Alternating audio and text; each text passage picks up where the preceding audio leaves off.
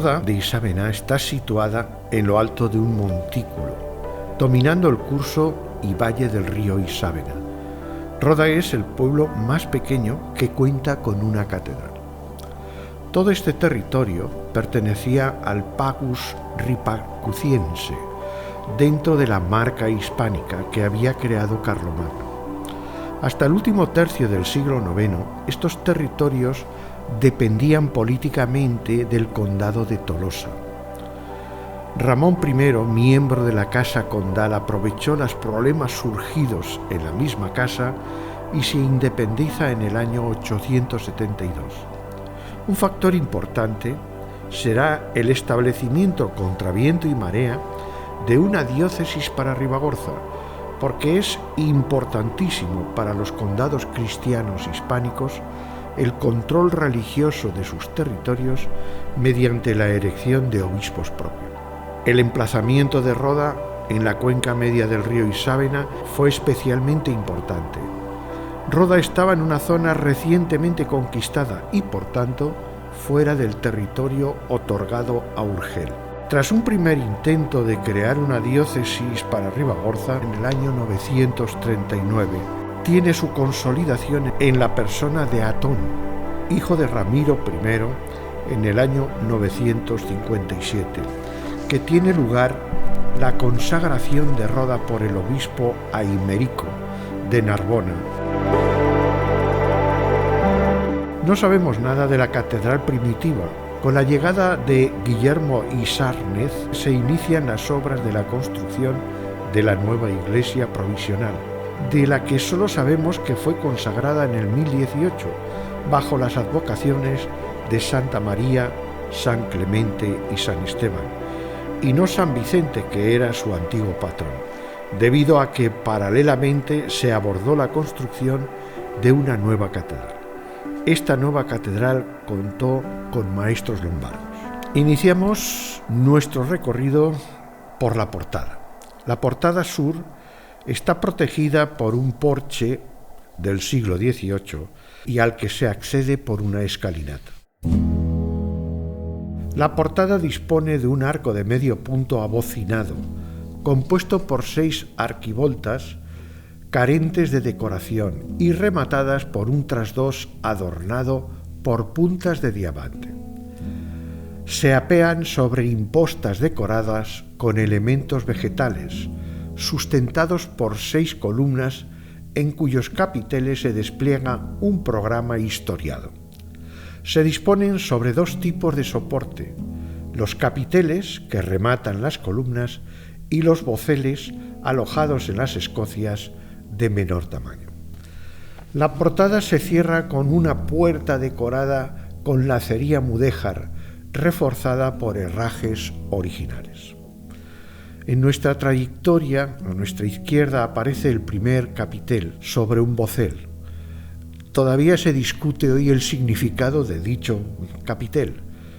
La traducción hasta ahora que se ha ido imponiendo era que representaba a Adán y Eva en el paraíso, pero recientemente se ha publicado un librito en la que no sería Adán y Eva, sino unos personajes de la Eneida, donde la persona, la mujer, en este caso la diosa Dida, llevaría la palma de oro. No sabemos, son todo teorías. Lo más lógico es que correspondiese a la primera fase de la Biblia, de Adán y Eva. El siguiente capitel aparece San Miguel luchando contra el dragón apocalíptico. En el libro del Apocalipsis dice: en el cielo se trabó una batalla, San Miguel y sus arcángeles declararon la guerra al dragón. En el capitel se ve a San Miguel armado con la lanza y el escudo, como lucha contra un dragón alado de 7 cabezas, simbolizando la lucha del bien contra el mal. El tercer capitel también es discutido. Para unos simboliza el sacrificio de Isaac, para otros significa el martirio de algún santo, porque aparecen 2 figuras vestidas, una con túnica corta, blandiendo una espada, y otro con túnica más larga, y sujetando la cabeza, pero por la esquina del capitel aparece una mano, conocida por el nombre de Dextera Dei, o mano derecha de Dios, parando el sacrificio o en actitud de bendición.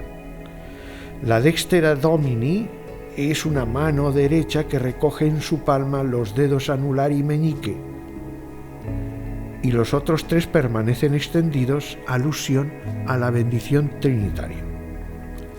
Por eso, la presencia de la mano es una alusión directa al poder de Dios. El siguiente capitel es uno de los más hermosos que hay, la celebración del obispo San Ramón. Está inspirado en la escultura del sarcófago que está dentro de la iglesia y al que se trasladaron los restos en el año 1070. De forma descriptiva, se ve a un obispo cubierta su cabeza con mitra, rostro barbado, sujetando el báculo con su mano izquierda, revestido de casulla y que en su parte interior viste una dalmática que se llevaban los pontificales y con su mano derecha bendiciendo. A su lado aparece un diácono y a su otro lado aparece un subdiácono. Es una clara inspiración del sarcófago de San Ramón. Otro capitel muy bonito lleva un nombre raro de origen griego que se llama psicóstasis o peso de las almas, donde aparece San Miguel y el demonio pesando las almas. Se puede identificar a San Miguel por las alas y otro personaje que es como una figura antropomorfa que está intentando engañar, apoyando la balanza a su favor. Dice el capitel corresponde al peso de las almas. Es un tema que aparece también en Egipto, que se pasa y se copia después para el cristianismo. El siguiente capitel es la purificación de la Virgen y presentación del templo. Es un texto del Evangelio de San Lucas en el que presentan al niño Jesús, lo ofrecen y a la vez la Virgen queda purificada del parto. El problema de este capitel es que está muy deteriorado y le falta el niño porque se ha desintegrado, pero la escena es muy bonita. San José con el cestito de la ofrenda, la Virgen con el niño y en el lado derecho del capitel aparece un sacerdote y el altar donde se ofrecía al primogénito. Y tuve la suerte, digo tuve porque fui yo el que lo vi por primera vez, de descubrir un Vultus Trifons. Esta imagen tan extraña no corresponde a ningún capitel, sino a una imposta. Es una cara con 3 rostros, 3 frentes, 3 narices y 4 ojos. Todo ello fundido en una imagen. Se le conoce por el nombre latino de Vultus Trifrons, la cara de 3 frentes. Este tipo de imagen es muy anterior al cristianismo. Se puede remontar a la mitología griega en la que el cancerbero, que era un león de 3 cabezas, vigilaba la puerta del Hades, el mundo del infierno. Hoy en día se está utilizando esta imagen en los videojuegos e incluso en las películas. En el siglo XIV se utilizó esta imagen como símbolo de la Trinidad, añadiéndole una aureola a la cabeza. Pero en 1563 se prohibió la utilización de este símbolo de la Trinidad en el Concilio de Trento.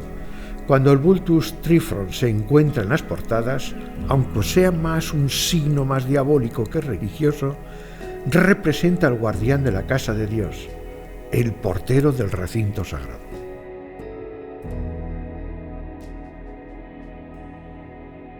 Pasamos al lado derecho, que constituye el tema de la salvación. El primero que encontramos es la Anunciación, donde se inicia la salvación, y también basado en el Evangelio de San Lucas, donde el arcángel San Gabriel anuncia a María que va a ser la madre de Cristo. El siguiente es la Natividad. Con este capitel da un salto en el tiempo, pues cronológicamente tiene que estar antes la Visitación. Utiliza el texto del Evangelio de San Lucas y las imágenes del sarcófago de San Ramón. Divide el capitel en dos caras. En la primera aparece la Virgen María recostada en una cama, reposando su cabeza sobre su mano derecha en la parte superior y colocado en un pesebre y envuelto en fajas de tela, como en vendas que le calientan, siguiendo la tradición, una mula y un buey. No aparecen en el Evangelio la mula y el buey. La esquina del capitel lo ocupa San José sentado y su cara está totalmente destrozada. En la otra cara del capitel aparece un ángel señalando con el dedo índice la escena de la Natividad a los pastores. Imágenes escuetas, sencillas, que hacen comprender fácilmente el mensaje a los que lo ven. El siguiente es la Visitación, que tenía que haber ido antes. Pero el texto, basándose en San Lucas, aparece la Virgen, Isabel y el anciano Zacarías en casa de Isabel. El texto de San Lucas narra que María fue a visitar a su pariente Isabel en la casa de Zacarías, esposo de Isabel. Siguiendo el modelo de los capiteles pequeños, el autor sintetiza la escena con la representación de María e Isabel, que se abrazan ante la presencia de Zacarías. Las figuras siguen siendo hieráticas, miran hacia el espectador, amplios ropajes los envuelven. Se inspira muy claramente en el sarcófago de San Ramón. El siguiente capitel es la Epifanía o Adoración de los Reyes Magos. Este episodio de la infancia de Jesús tiene su fundamento en el Evangelio de San Mateo, que se presentan a 3 reyes magos y le ofrecen oro, incienso y mirra. Presentan tocados con sendas coronas y llegan a rendirle tributo a Jesús, que se presenta sentado sobre la rodilla izquierda de María. Eso se llama Teotokos, o trono de Dios, sentada en ese trono que es cuando recibe a los magos. Hay otra escena en el siguiente capitel, que es un guerrero blandiendo su espada y que se enfrenta a un león, frenando su embestida con un escudo de pie. ¿Qué significa? Pues esto es la lucha del bien contra el mal. Hay un texto en una carta de San Pedro que dice: «Sed sobrios, estad alerta, que vuestros enemigos el diablo, como león rugiente, ronda buscando a quien devorar. Resistidle firmes en la fe». Es la lucha permanente del bien contra el mal. El siguiente capitel es otro inspirado también en el sarcófago de San Ramón, la huida a Egipto. Hoy diríamos Jesús emigrante, que escapa de Herodes, que quiere asesinarlo. La escena se ajusta con maestría al marco, siguiendo la ley del marco, acomodación de las figuras al espacio que van a ocupar, y es un intento de dar movimiento a los personajes junto a varios momentos de la huida de Egipto. Una protagonizada por el ángel, cuando avisa de las intenciones infanticidas de Herodes, y la otra, San José sujetando las riendas del jumento en el que llevan montados a María y al niño Jesús. El gesto de San José, que mira hacia atrás, le da a la escena un sentido menos rígido. Sobre el bastón al hombro lleva colgado una alforja. San José siempre ocupa, en la religiosidad medieval, un puesto secundario. Sin embargo, aquí se convierte en protagonista al colocarlo en el centro de la escena. La última imagen que vemos en este lado de los capiteles es la cabeza de un bóvido, justamente enfrente del Vultus Trifons, en la impronta del lado. La cabeza de ese bóvido significa que el atributo de San Lucas, sobre el que se inspira la mayoría de las escenas, es precisamente un bóvido, y simboliza el holocausto, tanto para los judíos como para muchos pueblos cristianos. El atributo del evangelista Lucas es un toro porque su evangelio comienza con el relato del sacrificio del sacerdote Zacarías en el templo de Jerusalén. Casi todas las escenas de esta portada pertenecen a su evangelio. Algunas consideraciones. Manuel Iglesias escribía en uno de sus libros: será imposible averiguar por qué puso tanto interés en reproducir el temario del sarcófago en esta portada. Recientemente el profesor Ezquerra Lapetra ha escrito un artículo en el que afirma que el 27 de diciembre del año 1170 el cadáver de San Ramón se introdujo en el nuevo sarcófago. Aquel día la comunidad de canónigos de San Agustín celebró una liturgia especial basada en el oficio del día, festividad de San Juan Bautista y el oficio de difuntos. Afirma que todas las imágenes del sarcófago se pueden deducir de los textos litúrgicos de ese día. Insiste en la importancia que las comunidades de canónigos regulares de San Agustín daban a la fiesta de la Natividad del Señor. La portada que acabamos de explicar se puede fechar en torno al primer tercio del siglo XIII. Su autor conocía muy bien el sarcófago de San Ramón, en el que se inspiran la mayoría de los capiteles. Sintetiza muy bien el contenido. En el capitel de San Ramón logra una gran perfección al trabajar muy elegantemente las vestiduras y el detallismo de sus caras. Vale la pena que cuando visitemos la catedral nos fijemos en esta portada sur. Nos ayudará a descubrir el sentido moderno, ideológico y en ocasiones geométrico y abstracto que tiene la escultura románica en pleno siglo XXI.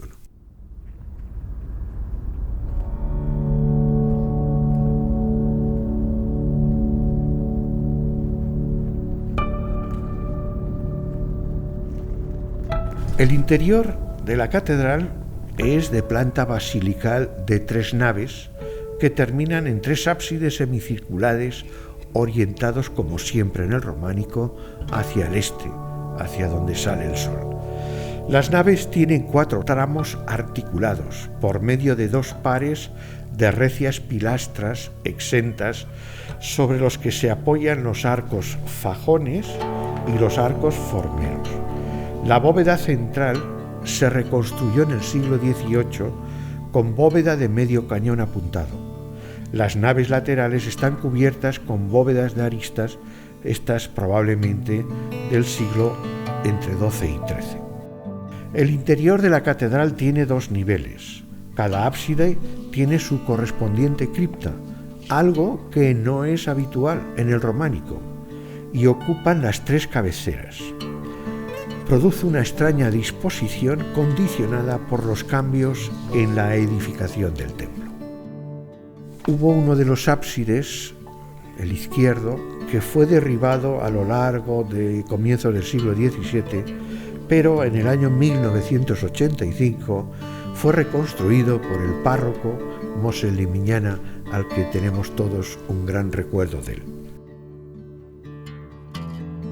En el muro que separa la cripta norte del central se ha recreado un ventanal geminado, o sea, dividido en 2, en base a su fragmento original prerrománico, quizás visigótico, aparecido en las obras llevadas a cabo en el año 1983. Bien pudiera pertenecer al templo anterior, que no tenemos idea más que eso. Resulta ser hasta este momento el más antiguo testimonio de Roda de Isabel. La cripta central fue ordenada construir por el obispo San Ramón, obispo de Barbastro, en el año 1125, que él personalmente se encargó de consagrar el altar de esta cripta. Actualmente está ubicado el sarcófago del San Ramón, que fue trasladado allí en diciembre del año 1170. En el tramo central de la cripta se halla el magnífico sarcófago que contuvo los restos de San Ramón. Es de las pocas piezas románicas que se conoce con exactitud su cronología. Su frente principal muestra escenas del ciclo del nacimiento de Jesús en consonancia con la fecha de la celebración para la que fue realizado, el 27 de diciembre de 1170. Aparece Anunciación, Visitación, Nacimiento, Adoración de los Reyes Magos o Epifanía.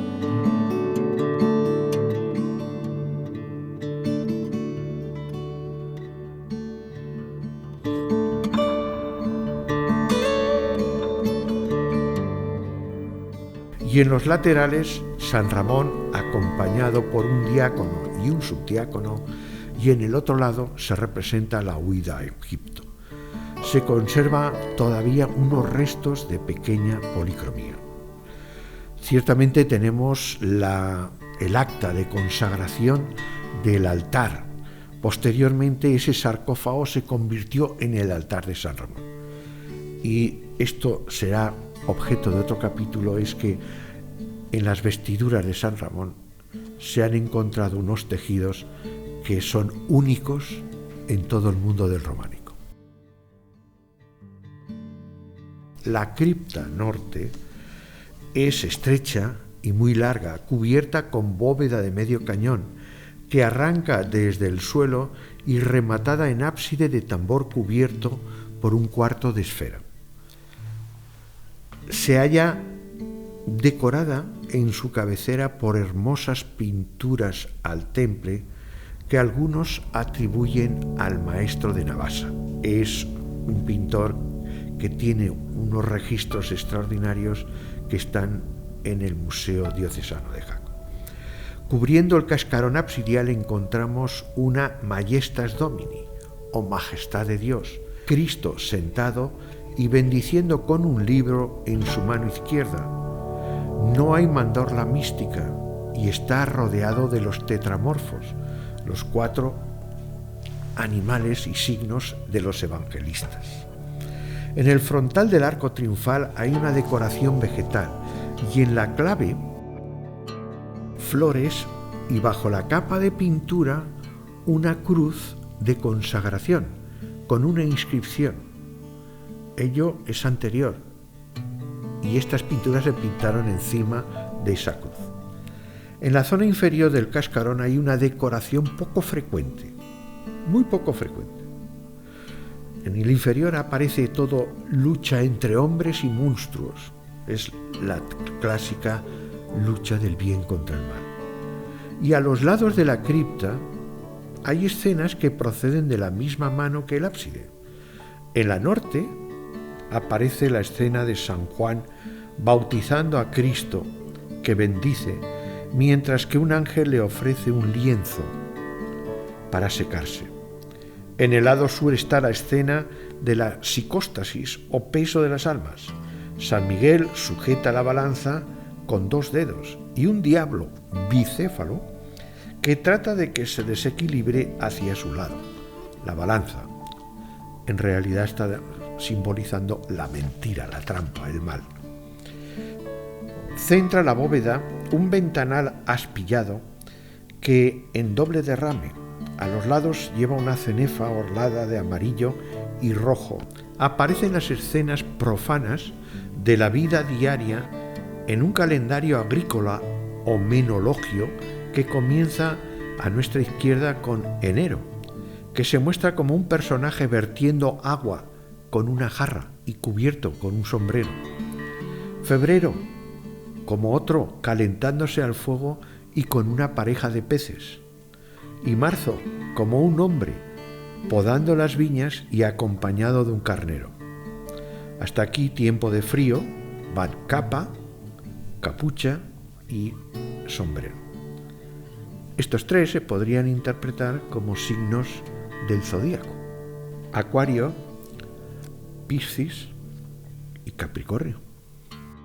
Abril, primavera, se representa por una mujer con flores en sus manos alzadas. La siguiente corresponde a mayo, un hombre tocando la flauta. Está muy deteriorada las pinturas y a la derecha del ventanal absidial continúa el ciclo. Junio, mostrando por un hombre segando con guadaña.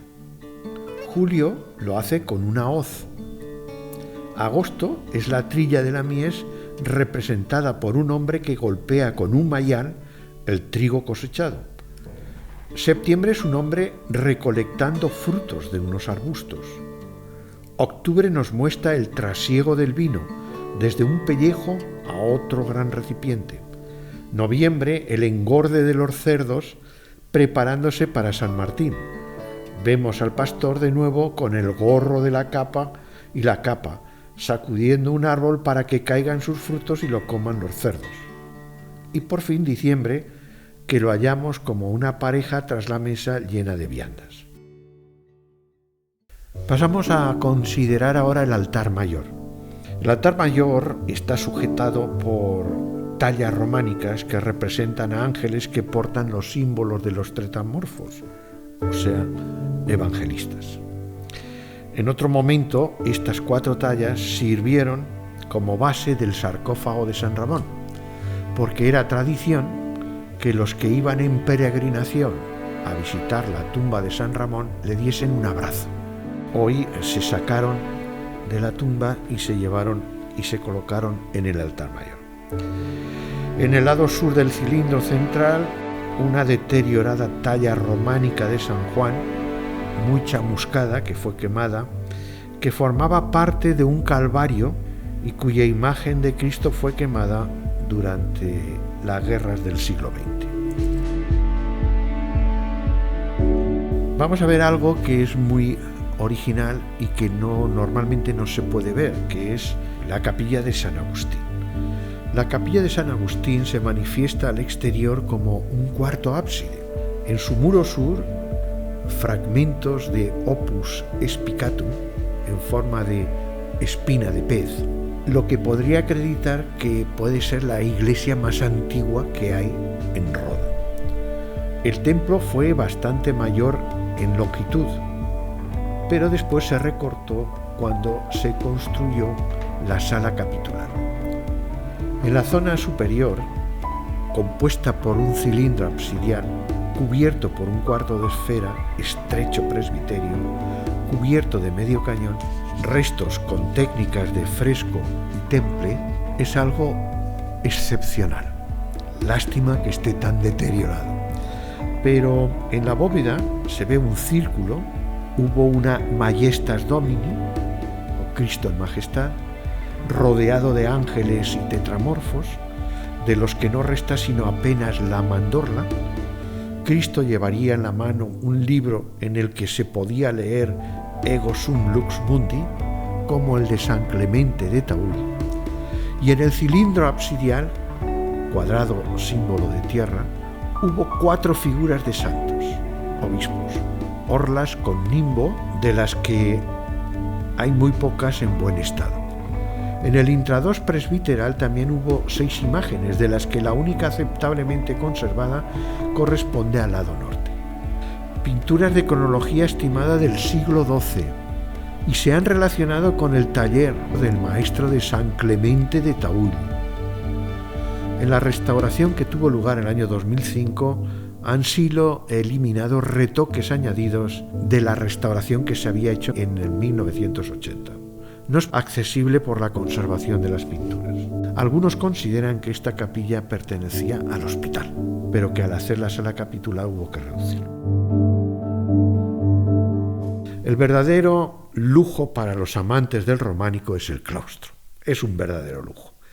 El profesor Vicent Devey de la Universidad de Poitiers dice que es el ejemplar con mayor número de epigrafías. Su construcción se debió iniciar hacia los años 1136-1143, años que estaba de obispo Gaufrido. Capiteles son de gran rusticidad, geométricos, vegetales, heridos con huellas de mechinales para apoyos de estructuras. Hay 2 en el ala sur que muestran representación figurada. Capitel de caballo, capitel de perrito, etc. Si algo caracteriza a este claustro es la gran cantidad de laudas funerarias. Enríquez de Salamanca cuenta 191 epígrafes funerarios que datan del 1143, el más antiguo, hasta el siglo XV, el más moderno. Las encontramos en los intrados de los arcos, en ábacos, en capiteles, en muros. Hay una lauda funeraria que merece una diferenciada atención. En el intrados del segundo arco de la izquierda de acceso a la sala capitular. Al texto propio acompaña epigrafiada la palabra Lucifer y Hesperius, con sendas representaciones de estrellas de 6 puntas. Hacen referencia a los 2 momentos de Venus, el alba, el que transporta la luz, y el ocaso, vespertina. El que transporta la luz es Lucifer y vespertina, Hesperus. Refuerza la simbología sendas estrellas de 6 puntas a modo de flores inscritas en círculo, símbolo del ciclo muerte-resurrección. Sobre las arcadas del mismo corre una imposta decorada de ajedrezado jaqués. Adosada al muro este del claustro se halla la sala capitular, precedida de 5 bellas arcadas.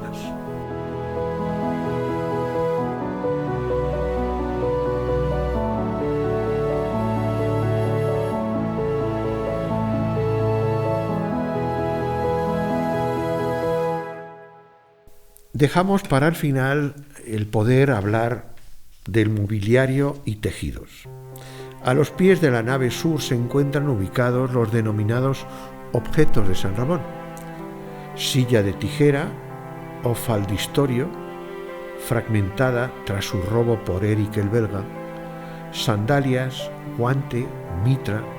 También se guardan en el templo fragmentos decorativos del sudario con curiosos motivos ornamentales que han sido estudiados recientemente y que nos han hecho descubrir una nueva historia de Roda, y que en algún otro capítulo lo veremos. Y en un pequeño expositor en la nave norte se halla una alargada tira finamente decorada que adorna el sudario del Santo Obispo. Según reza la etiqueta identificativa, anónimo del siglo X-XI, lino de fondo con ligamento de tafetán y seda para la cenefa, tafetán de lino y punto de tapiz. Es de una anchura de unos 23 centímetros. Junto a todo esto vale la pena que recordemos que Roda tiene un mobiliario, lo que puede mantener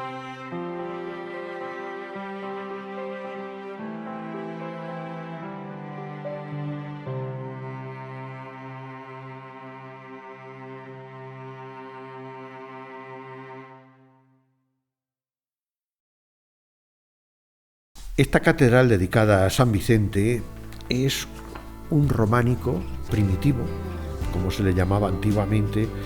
Las características se pueden ver sobre todo al exterior. El ábside central, muchísimo más grande que los ábsides laterales, siguiendo la corriente románica, y además pertenecen al estilo románico lombardo, en el que las 2 características típicas exteriores son los arquillos lombardos, los arquillos que están cubriendo la parte superior del ábside, y las lesenas o columnas adosadas, que son columnas de ornamentación. También deciros que este monumento, catedral, ha recibido muchas influencias a lo largo de los siglos.